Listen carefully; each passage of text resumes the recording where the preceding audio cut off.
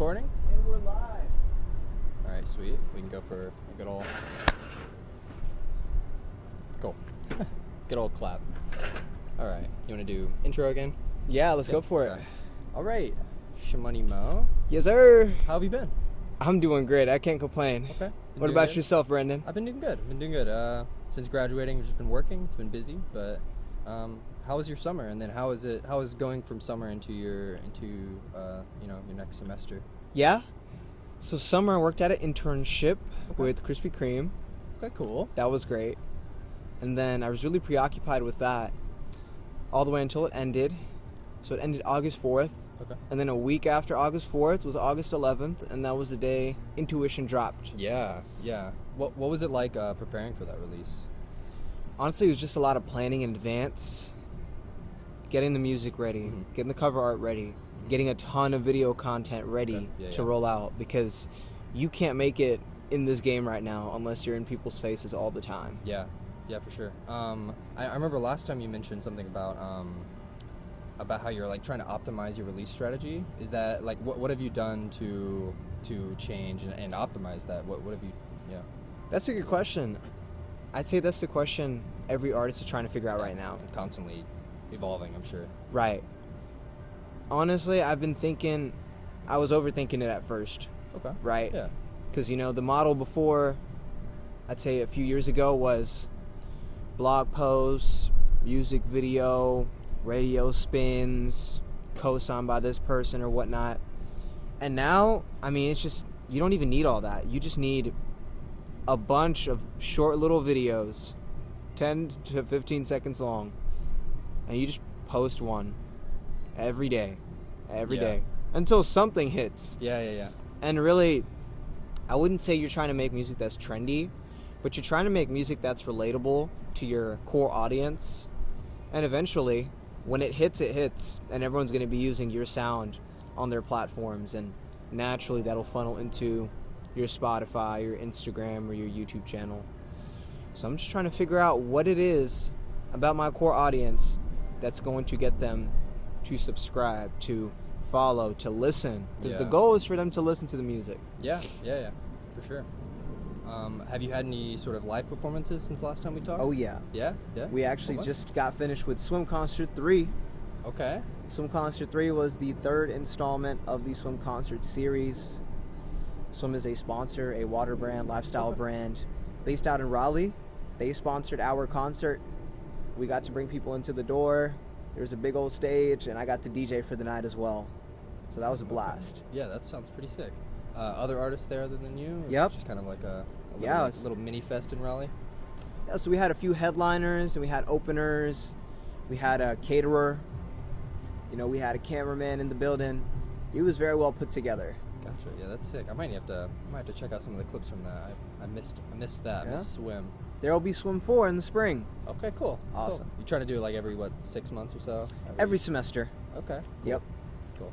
Doing it out of NC State? Mm-hmm. Gotcha. Okay. So I guess leading up to Intuition, I know last time we talked, you already had several of the tracks, maybe all of the tracks already ready, and you were just getting them ready for release.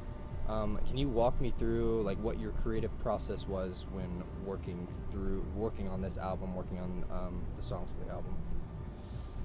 The album actually had, I'd say, about 3 versions. Okay. So my first 2 albums, Mo Power and Overdrive, each had 13 tracks. So instinctively, I was just like, let's hit another 13. But then I asked myself, like, do I even need 13 tracks? Like, we're in an era now where people don't really sit down and listen to an entire project. It's not something that they have the bandwidth to do. Even if you look at some of the best artists, or like the A-list artists like Drake, J. Cole, Kendrick Lamar, Kanye West, like they're dropping entire projects, and really only 2 or 3 of them are really getting listened to. So that says a few things to me. It says, 1, the average listener, their attention span has gone down tremendously. And 2, you don't need as much now. So it's more quality over quantity. So then I said to myself, okay, maybe knock it down to 11 or so. Get rid of the filler. And then the next step, artistically, was to figure out, okay, what's my next level, right? So I wrestled with the idea of releasing a clean album, something that was inspired by a number of factors, namely the fact that a lot of my listeners recently have been much younger than me. So when you see a little kid come up to you and he's rapping your song and he's just saying foul stuff, you're just like, hey, I might need to get my act together. Yeah. Especially when their parents know who I am. So, yeah, I wrestled with the idea of making a clean album, and then I just said, let's go with it. You know, clean music does not have to be bad. It doesn't have to be corny. So I picked the absolute best of the best that I had in my bank. I had a bank of about 14, 15 songs. I just picked my favorite 7 of them. 2 of them which I had already dropped, Step Back and Stand for Justice. Those made the cut. And I think it was an incredible idea to go with 7 tracks. It's shorter, easier for people to digest, not as much filler, and I don't string myself thin trying to promote 13 songs. Yeah. When I could just go full force on the best of the best. Yeah, it's a tight project. It feels focused. There's you're messing with like a lot of new sounds, a lot of singing. There's a lot of hooks in the album that are like super catchy. I mean, even right now I have Wonderful stuck in my head. Yes, sir. I'm digging it. And then on that note, even just like what you just mentioned, I saw on Instagram that you had decided to delete all of your old albums, as a form of, it seems like cleaning up your brand, like you mentioned, a lot of young people listening, sort of like reinventing yourself with this new album. Is that what you're alluding to when you say you've changed for the better on the track The Level? Wow, this man quoting my lyrics. That's how you know he listening. Yes. Okay. I grew, changed for the better. Yeah. Yeah, so that was more so, when I said that line, it was more so talking to my haters. Okay. Right? Because yeah. haters will say, oh, ShmoneyMo, you changed on us. Oh, you changed on us. I didn't change. I just grew for the better. Yeah. You know, so that's just like, in general, people don't change. They just grow. Yeah. And, you know, we're supposed to grow. Anyone who is not content with you growing means they want to see you right where you were at the same level. Yeah. So, alluding to your point, I deleted the old music, yes, for the rebranding, but also because I noticed when people went to my Spotify page, the number 1 song was one of my older songs, On the Coast. Okay. And that was from my very first mixtape. And I was like, when I show people my page, do I want them to see my old stuff, or do I want them to see the brand spanking new work, the best of the best? That was really at the forefront of my decision. It's like, okay, let's trim the fat, right? You look at a lot of these new poppin' artists, they only have 2 songs on their page. Not even an album, 3 songs, singles. Yeah, just a single every 6 months. Right. Deal. So it was an attempt to grow as an artist, declutter my page, my discography, make it more transparent, make it better known what I stand for as an artist, and to just make it easier for people to find my music on my page. I mean, you'd be surprised how easy it is. It's not always so easy for your typical consumer. You got to give it to them in a few seconds or else they're gone. It's Yeah. got to be right there for them to click and listen to. Yeah. Going through a couple clicks to get to your album, I guess, is too much for some people, perhaps. Yeah. Is there, I mean, for one, that's a bold move, I would say, to go back and delete your old works. Have you had any pushback from older fans that miss listening to Mo Power and Overdrive?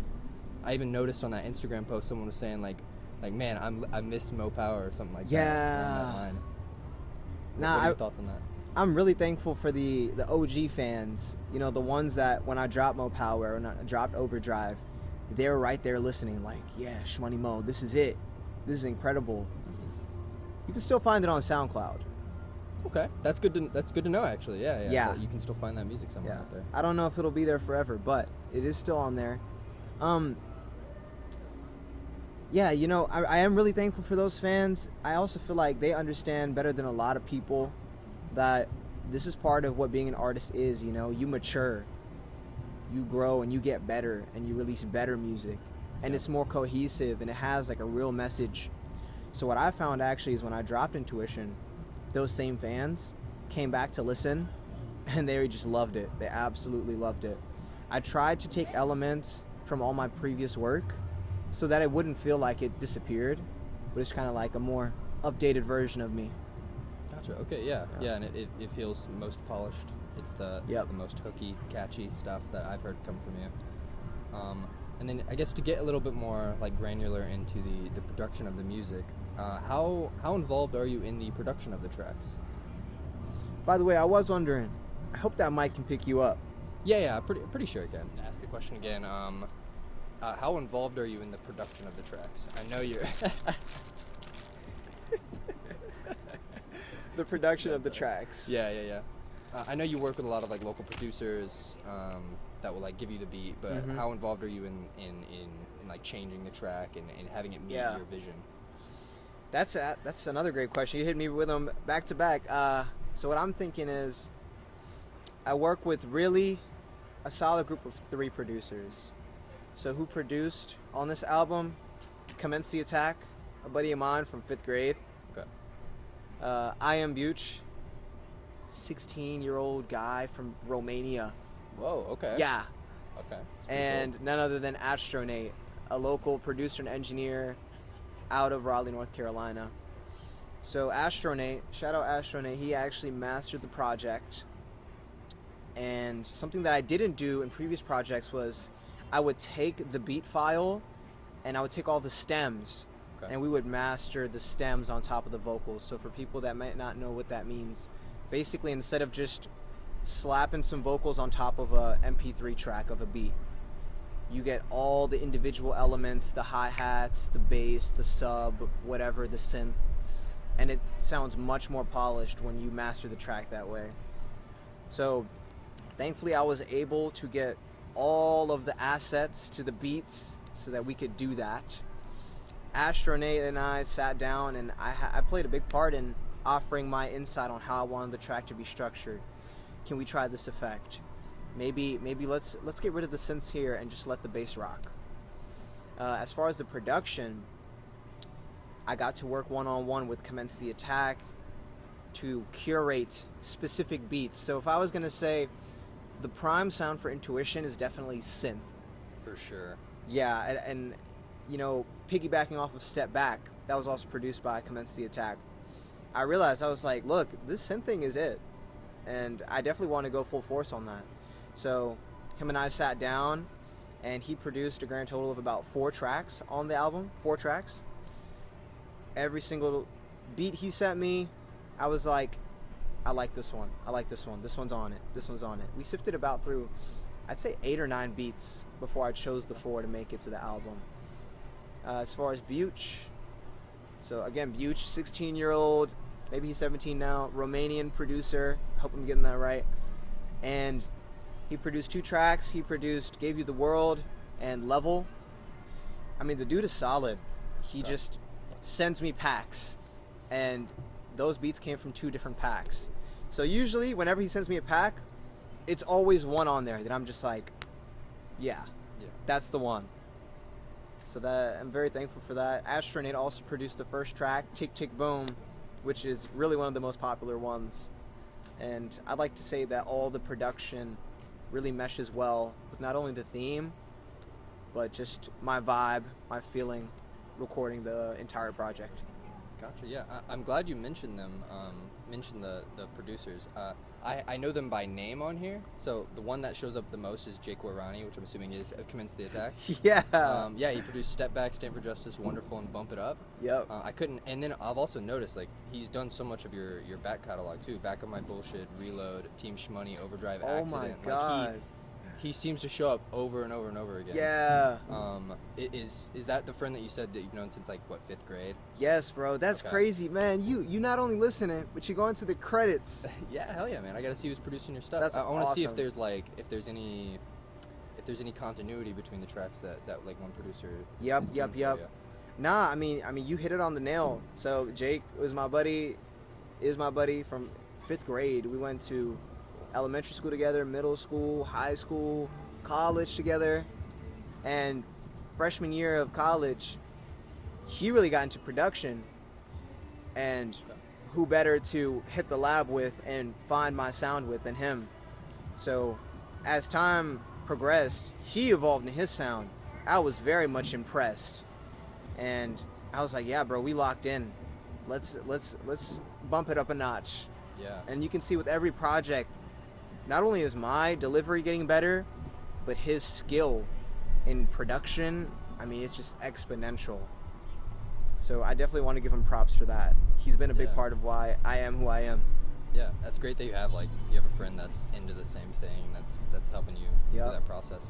Does he help you at all with or rather not just Jake, but also I hear I have Bucks David, and then Nathaniel James Browning.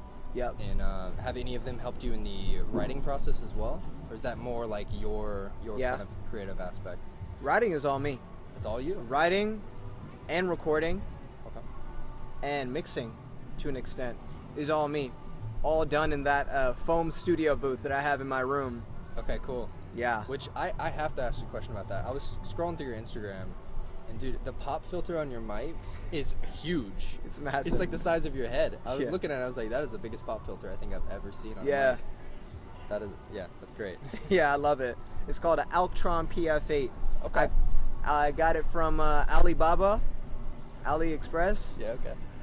Best $40 I ever spent. I was like, why spend $200 on a Chaotica eyeball when I could get the same thing? It's gonna give you the same crisp sound. Yeah. Right. So, very thankful for that. You digging in? Yeah, about to bust out the brownie, man. Let's see where we're going next.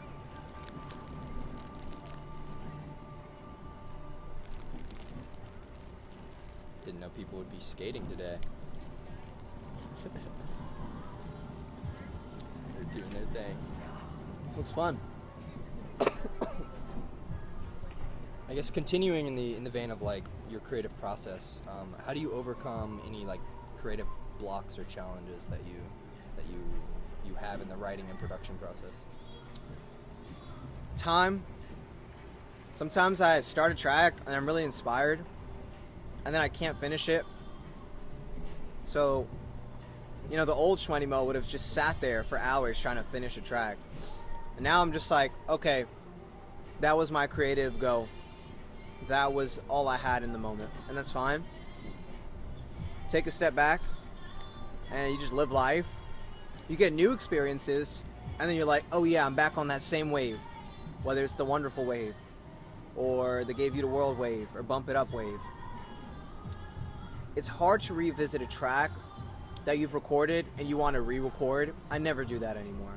Okay. Once it's laid down, I can't ever delete my vocals and go back and hit it with that same precision, I'd say. So I just say time. It's okay for all my artists out there. It's okay to start recording, not finish a track, put it down, pick it back up 3 months later, and then you're like, yeah, this is solid. I'm glad I waited and I didn't just rush the art. Yeah. With putting your album together, how do you think about doing track sequencing? Whenever you're putting that track list together, how do you think about the order that you're placing the tracks? Yeah. That's probably one of my favorite parts of releasing. Is I have all the tracks, I have the cover art, but what's going to be the story? Mm-hmm. What's the canon? Yeah. The canon is the most important thing. Because you're taking the listener through a story, right? I grew up listening to albums. I love albums. One thing I notice is that it's almost seamless how the tracks blend into each other. And it makes sense. So for Intuition, I thought, well, the first track got to be the one that you just play it, no rush. You get into it, and it's like, this is amazing music. Yeah. Immediately catchy. Exactly. You just got to hook you in. So Tick Tick Boom was that hook track. Short and sweet. It's less than 2 minutes long. I absolutely love it. I love my delivery. I love the production. So I'm like, yeah, let's just go with that one. And then with most of my projects, I try to keep the momentum going as long as I can. I think eliminating the filler tracks from version 1 and 2 definitely helped. I wanted track 2 to just be another hard hitter. Yeah. So, boom, level. Yeah, and you've got You got super aggressive lyrics, aggressive like performance on that Yeah. album, like immediately out the gate, like you're Out the gate. coming at me, that track. Right. Not precisely. I mean, I wanted to give something for those ShmoneyMo listeners that like my hard rap, that like my more aggressive delivery. There's a lot of that in Overdrive. There are a few tracks like that on Mo Power. But as far as Intuition, I'd say that's really the only one of its kind on that project. Yeah. Which is why the people who do love my more rap tracks, that's their go-to. They're like, this is my favorite track. This one's the hardest one. Yeah. Yeah, I like, especially with Love, I like how you come out the gate super aggressive. You have that slowdown section, Yep. a little bit of an intro again, and then you're right back at it. Like Yeah. You're right back aggressive again. Yeah, and initially that was not even going to make the cut. I handed the mastering off to Nate. I was like, Nate, surprise me with this. Like, just go crazy. And he did just that. So that intro was actually the outro. It's the same intro and outro. Okay. I asked him, can you just copy and paste that into the beginning?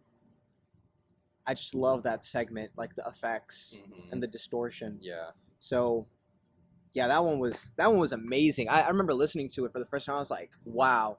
When I recorded it, it did not sound like this. And then third track, Wonderful. Right into the melodies. I feel like that's my favorite track, and That's my favorite. I appreciate that. Yeah. And I feel like my true fans, that's their favorite track too. I mean, it's just, not only is it the most relatable, it's a wholesome message. It's just it. I think if I had to pick one song to represent the album, it would be Wonderful, for that very reason. Yeah, I really like the melodic synth that's just like kind of oscillating between the ears. You have like these stabbing, I don't want to say stabbing because it sounds aggressive, but these are like these chill synth that just kind of come in. Yeah. These little like stabs. And it is a super positive message. I mean, life comes around in cycles. You got to keep standing. You got to keep going. And the life we live, it's wonderful. It is wonderful, man. Yeah. It's easy to forget that. You see all this social media and you see people dying all over the world, and you see like politics and people without money, and just like makes you lose sight. Like, we're here. It's great to be here. Yeah. So and we can do something to make change. Like we have Right. agency. We even as difficult and as impossible as it may seem, Yep. that we can still do something, or at least live the life the best life that we can live. And I guess you want to move on to the next track. yeah, so Gave You the World. Now, Gave You the World was another Butte track. That one was probably the most experimental on the entire album, because most of my tracks are upbeat and happy-go-lucky, or even if they're not happy-go-lucky, it's just a lot of energy with the rapping. That one sounded much darker as far as the production.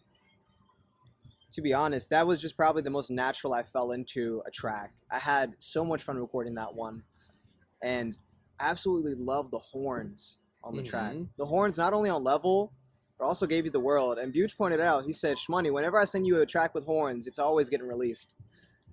So there you go. I also love the bass line. And I feel like the bass line was really carrying the entire track, because that was the hook. That be the sound of my heart. Yeah. Yeah. And then also something like more subtle is that the chanting ooze that you have kind of in the Yeah. background. Yeah. So that's not me, actually. Okay. That is an artist that I've worked with many a time before, Lloyd OP. If you're watching this, shout out Lloyd OP. Yeah, he was on my last two projects. We really came up together, honestly. And every album, there was one track on it where he did the ad-libs. So for Mo Power, he did the ad-libs for How I'm Feeling. For Overdrive, he did the ad-libs for Doubt It. Okay. And for Intuition, he did the ad-libs for Gave You the World. He absolutely smashed it.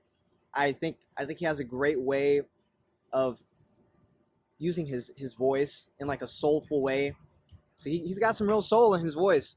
I'm glad he did what he did, because it just added another layer. Yeah. So I'm glad you peeped that. Yeah. Yeah, I think he also have here he was on the track Locked In. Yep. I can't remember though, like what he contributed to that track. He had a verse on it. Okay, yeah, Yep. featuring verse. That's right. And Overpowered as well. He featured on that first Mo Power tape. Okay, cool. Yeah. So we're gonna be back at it again.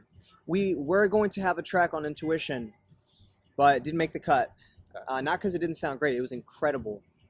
The theme, and then also how explicit the track was. I was like, let's just try to make something better in the future, and I know we will. Gotcha. Okay. Next project. Yeah. And then I guess speaking to the theme of Gave You the World, it sounds like you're coping with some sort of loss. Yep. What would you like to explain at all? Like what that loss might be? Is it something specific or is it something just more general? Yeah. So I have people ask me that. They're like, ShmoneyMo, who hurt you? Yeah. ShmoneyMo, you Who was it? who was it? It was not a girl. It was not a relationship. It was more general. It was more so just like any one-sided relationship. It could be a friendship. It could be a relationship with your parent. It could be a relationship with your significant other. Yeah. Kind of just like for people who may have been a pushover in their interpersonal relationships. Like, that's the track for you. Stop giving out so much. Yeah. Just to everybody. You know, pick and choose who you want to involve yourself with and who you want to be around. Yeah. And I think you're also normalizing. Like it's normal to question whether you're gonna bounce back. Right. Like it's normal to have that doubt. Mm-hmm. But I mean, just like in Wonderful, just gotta keep going. And, Exactly. And live your life the way you want to live it. Mm-hmm. Okay. Yeah. Good shit. So that's track 4. Yeah. Track 5 is Bump It Up, Commence the Attack. I think that's the best production on the tape. I mean, there's just so much going on. The synths. Yeah, arpeggiating synths are Yeah. sick. Yeah. The hi-hats bouncing left and right, the bass on the hook, the 1 2 3 4 5, and that's how I made the hook. Was I was just writing the 1 2 3 4 5 on the bass. Yeah, I heard the beat at first, and it reminded me a lot of like Trippie Redd production. Okay. Like, cause he's really nice with the synths as well. I think around that time he had dropped a project. The entire tape, the production sounded pretty much the same, but I loved the synths. So that was definitely an inspiration on that track. Yeah, that one was a floater, man. Some of these tracks I write, some of them I don't. That one was one of the ones I kind of just went in and freestyled here and there. Maybe wrote a little bit, but that was another experimental one I had a blast recording. Gotcha. Yeah, that's Yep. sick. And thematically, it seems to fit really well in with the theme of intuition. Mm-hmm. I mean, when things don't go your way, when you try too hard, I believe is sort of the theme there. Yeah, I mean, and I guess before we get to, I mean, the final 2 tracks are singles that we've sort of already talked about a little bit in the past. What was your, or I guess, why was your focus on intuition with this album? What was your drive for that? Wow, you hit me with these great questions, bro. I gotta think about this one. Hey, take your time. So one of the peeps over at Swim, Willie Contraband, shout out Willie Contraband. He told me, he said, "Shmoney, this album, people needed it right about now," and I think subconsciously I knew that. I think I knew that the next project I wanted to release, I wanted it to be something that was tasteful, something that people needed. Because that's what art is. That's what hip-hop is. It's supposed to be. It's supposed to be healing. It's supposed to be something that you can listen to and relate to and connect with. Yeah. And I started to trust my gut a lot more, my creative gut, my heart. Listen to what my heart told me. I kind of just went with it, you know? Make a clean album. Okay, let's do it. Cut all the tracks that feel like filler. Do it. Delete your old music. Do it. So that was the intuition guiding me, right? Yeah. Kind of just like, I feel like artists, especially myself, tend to overthink a lot of stuff. Like, just do what your creative gut tells you to do. You know, if it pushes you towards a better direction, and just have faith that whoever's supposed to listen to you is going to listen to you. And everyone who's not supposed to listen to you, they will get filtered through. So that's probably the driving force, just wanting to create something that people could connect with. Yeah, and not being something that you mentioned in the past. Like, you're not always in the rat race. Like, it's not Mm-hmm. it's not what it's about. Follow your intuition. Do what you love. Yes, sir. Let me make sure this camera's still rolling. Yeah. I'll check my audio as well. Yeah, we're going. Still going. The beauty of editing, you can cut it all up. Yeah. 32 minutes in already. Yeah. Oh, I accidentally opened Excel. One moment. All right, we're good. Hey, you're great at what you do, bro. I appreciate you. I appreciate your research, man. I appreciate the fact, because that's like probably the most frustrating thing, is to put so much time into something. Yeah. Only for 99% of it to fly over the listener's head. Yeah. And, you know, you can't really blame people, especially with the attention span and the content market that we're in. It's hard to really get people to pay full attention. But I do appreciate people like you. Yeah. It's my pleasure. And really, I won't even say like it's that difficult. Like, listen to the album a couple times, look through song credits, take notes. It takes a couple hours. It's not even really that bad to like digest some music, and just, you know, see what comes to mind, see what questions come to mind. But yeah, I mean, the general shift towards shorter attention spans is something that makes it more difficult for people to appreciate your stuff. For sure. Let's keep talking about album themes. Okay. Let's talk about your album artwork. Yeah. How did you settle on your album artwork? And then something that, I mean, pretty obvious is that Little Mo sitting on your shoulder. Yeah. Seems to allude to having sort of an angel or a devil on your shoulder that's right. sort of guiding your actions. Is that something that you thought about when you put that there, and that's sort of like that's the intuition on your shoulder that's guiding you? Yeah, I'm glad, bro. You do a very thorough job, actually. That's crazy that you mentioned that. I thought nobody would ever ask. Okay, so how do I settle on the cover art? Every album I've ever done, I pick one symbol, one emoji, and that's just the theme. Mo Power was the boxing gloves. Overdrive was the caution sign. Intuition, peace, right? So I was like, okay, I already know it's gonna be on some old school hippie cover art, right? Yeah.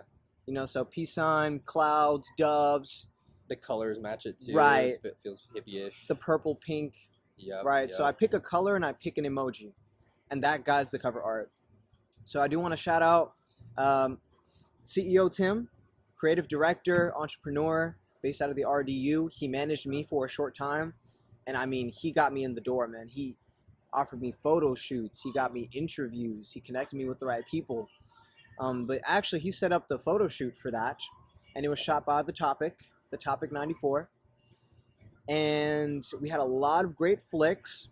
We kind of sat down one-on-one, and he's also a very creative mind. So he was with me every step of the way for curating the theme of intuition. And when it came time to do the cover art, he rocked out with it, you know? He just nailed it. Like, he knew what I wanted. He knew what the project was about. He had heard some of the music. He had a good idea of it. And so I told him, look, I just want these colors. I want this symbol on there somewhere. And I love these two shots. He did his thing. And when he slapped Little Mo on the shoulder, you know, after releasing it, I kind of just interpreted it myself as like, the Big Mo is like my intuition. Okay. That's like my highest self.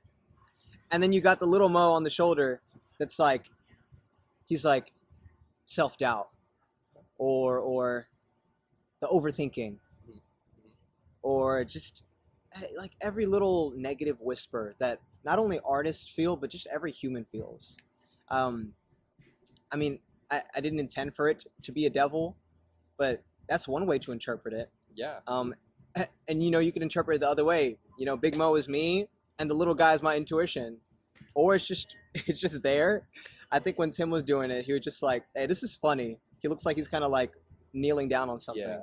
Yeah. So it's open to interpretation. That's the beautiful thing about art. But yeah, that he rocked out with it. So shout out CEO Tim with the cover art. Wicked, wicked. Yeah. And then with the curating of the theme of your album, how did you? Does the music come first for you, and then you kind of piece together and see a theme that kind of jumps out to you, or is it you have or like you choose a theme and the music kind of follows from that? I pick the theme first always. Okay. I always pick the theme and the name first. Okay. Because it's like, if you know where you're going, kind of guides you. Easy, right? So first album, right? Mo Power. I knew I felt empowered as an artist. I felt strong. I felt motivated. The name kind of just came to me, Mo Power, right? Naturally, that gave me an idea to fight back, fight all the opposition, all the, just all the forces trying to tell you you can't be a creative, right? So that was that. And the tracks followed. Same thing with Overdrive. Okay, now I am an artist. Now it's time to work my butt off. Let me kick it into Overdrive. Let me go my absolute hardest. And it showed in my delivery. It showed in the cover art. And then Intuition came. And I said, okay, Intuition, what's my higher self calling me to do? What's my purpose as an artist? What do I want? What mark do I want to leave? What legacy do I want to leave? And naturally the peace sign came with that. And then the music really does just build around that theme. Or rather, I should say, all the music that I make for the final cut, I pick the ones that fall under that theme. Because I make something like 15 to 20 tracks to pick from for the final cut. Gotcha, geez. Yeah, it's a lot to sift through. Yeah. But then you always have that on your back catalog to use in the future for next projects.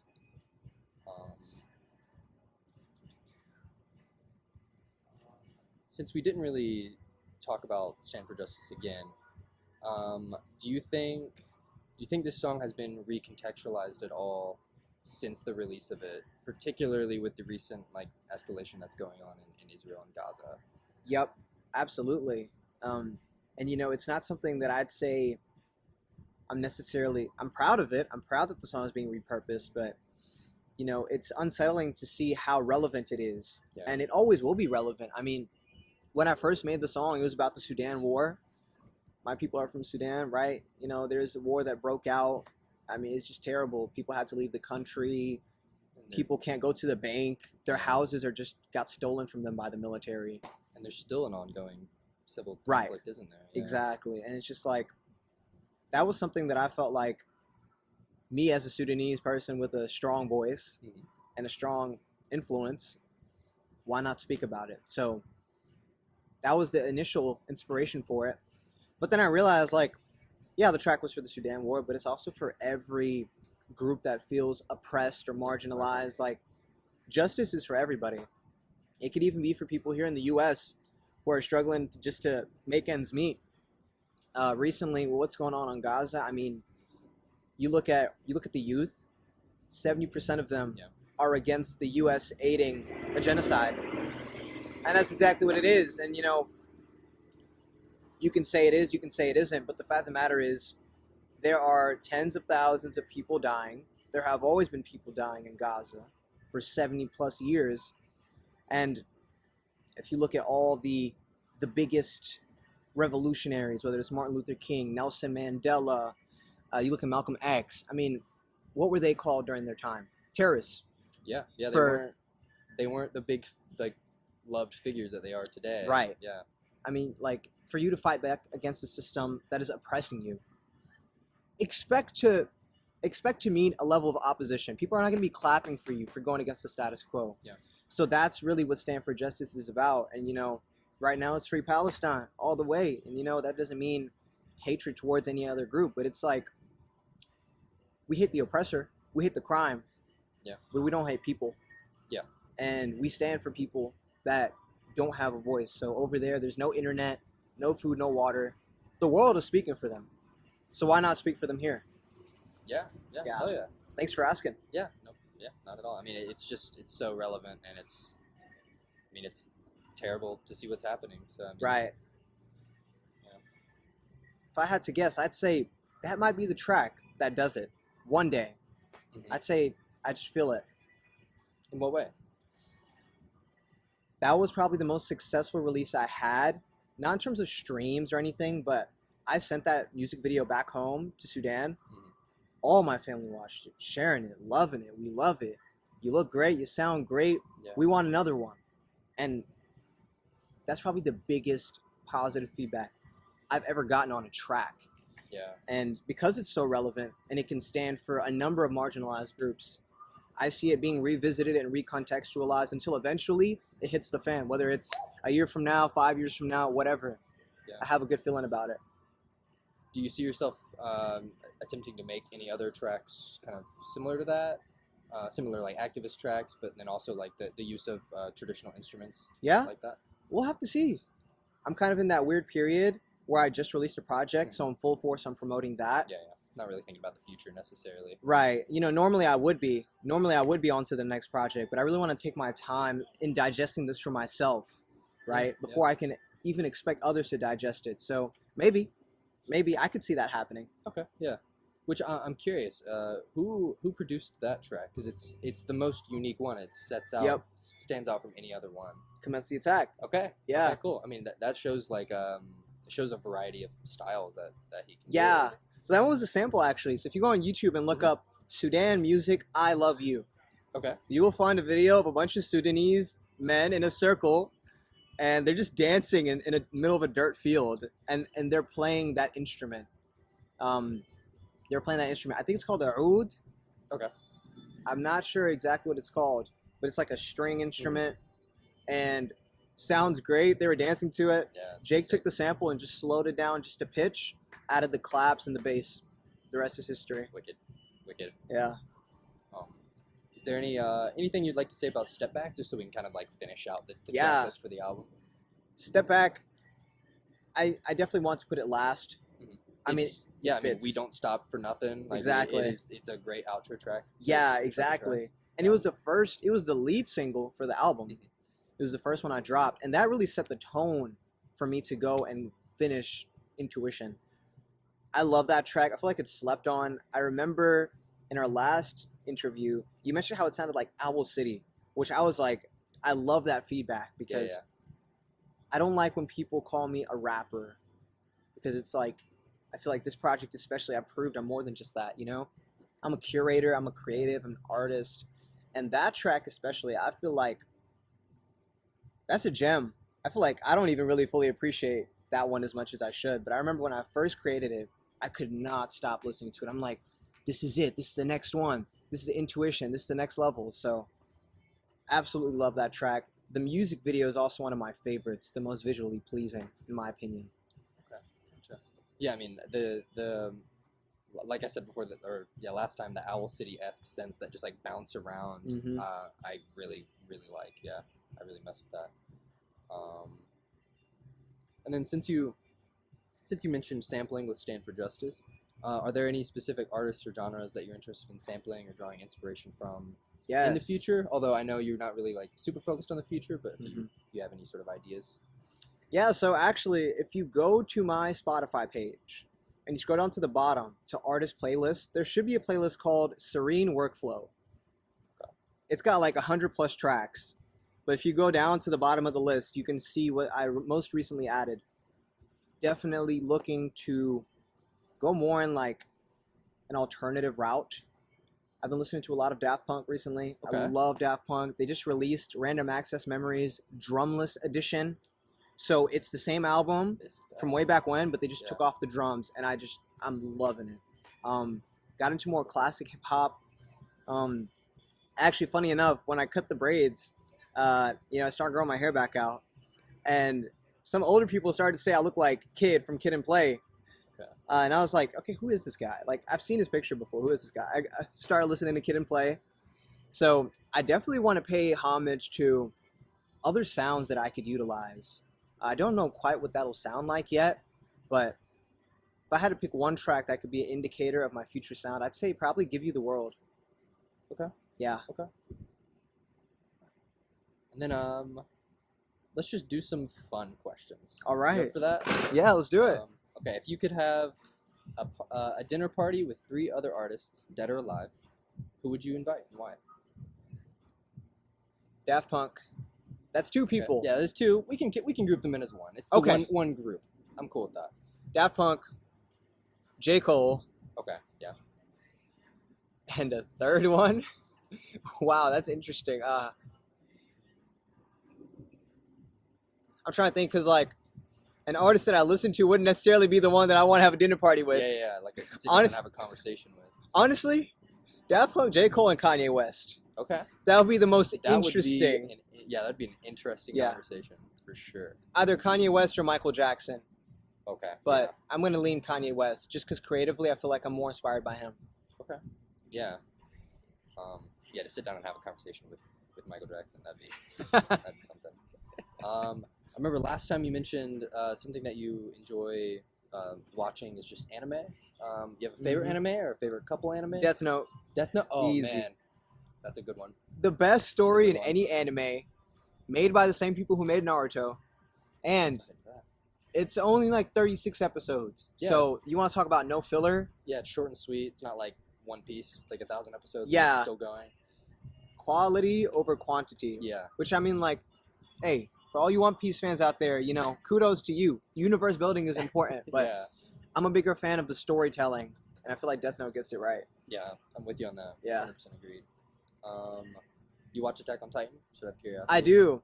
You watched the I have finale? not finished. I have not finished. Like, man. I started watching it in middle school. Like, this show's Yeah, been it's going been on going forever. forever, yeah. And like recently, like my life has gotten so busy with ShmoneyMo and my degree, and I'm just like, I don't even really have time to watch anime like that. I'm always creating or working on something. Yeah.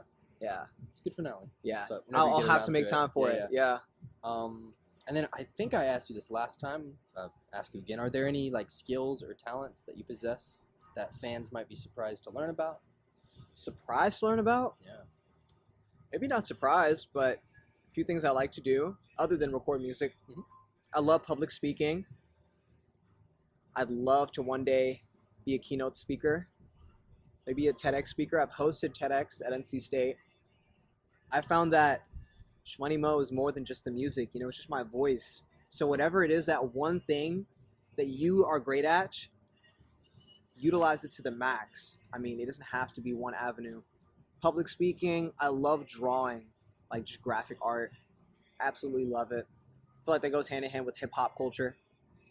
I DJ. I can DJ. Not something that I see myself doing long term, but it's something that's a creative itch. That's about it for now. Yeah. That's about cool. it for now. Gotcha. And then I just also wanted to mention like a random line that stuck out to me on Tick Tick Boom that I meant to mention earlier, and I just thought was funny too. Is that you won't catch me slipping, no banana peeling. That's just a line that every time I hear it, it just gets a chuckle. Yeah. Yeah, that one's interesting. I said, I'm in the game and I'm making a killing. You won't catch me slipping, no banana peeling. Yeah. Yeah, I mean, just that one was for giggles, honestly. I mean, I'm in the game, making a killing. You know, people are always watching you as a creative. Yeah. Are we gonna catch them slipping? You won't catch me slipping. You won't catch me slipping. Let me look through here. I mean, that just about does it for what I prepared. Is there anything else you want to talk about? Anything you want to ask me? Anything at all? Man, I want to know, off the record, Okay. where do you work and what do you do? So I work at a medical clinic. Okay. I work at front desk. I do triaging as well. So like I take people's blood pressure, glucose, Okay. blood sugar, stuff like that. Not something I'm going to be doing for that long. It's just sort of a interim job until I can get back to school or kind of figure out like what my next step is. But Awesome. yeah, I mean, maybe not what you expect working at a medical clinic, working at a doctor's office, pretty much. Yeah. Man, can I make a suggestion? Yeah, sure. You are great at researching, speaking, analyzing the psychology of whoever you're interviewing. Man, pick up a podcast. Okay. Man, do this. Yeah. Do this. Just reach out to people. Same way you reach out to me. Share them the video that we'll post. Be like, love to connect. You'd be surprised where that could take you. Yeah. I mean, yeah, it's something that I'm thinking about. I'm thinking about more and more. I'm thinking about also like maybe setting up sort of a podcast space in my apartment. Yeah. That could be, you know, if people are comfortable coming to my place and meeting and talking. So yeah, I appreciate that. Yeah, a lot. bro. It's I'm thinking about it. And stay on YouTube. I mean, you can post these on YouTube, post them on Yeah. Spotify. Like, you've got it. You've got the the bone. Yeah. So Appreciate utilize it. I am thinking I'll probably post this uncut version just on YouTube. Awesome. And then of course send it to you, and then you Yeah. cut it up and do whatever you want with it. Anything else before we end? Not really, other than be ready for single season, Okay. Yeah. right? Yeah. I'm looking out. This album it's probably the last album I'm going to drop for a long time. Okay. Just hitting them with singles now. Yeah. Because that's the name of the game. Stay in their face. It's easier on me, but I want to give Intuition its due diligence. So I'll be promoting that for the next 6 months or so. And I hope to see you at some concert for this spring. Yeah. If you give me the details on that, I might be able to make my way Already. to Raleigh. Yeah. Yes, sir. That'd be great. Well, I appreciate it, Shmoney. I appreciate you, man. Much love. Yeah. And we out.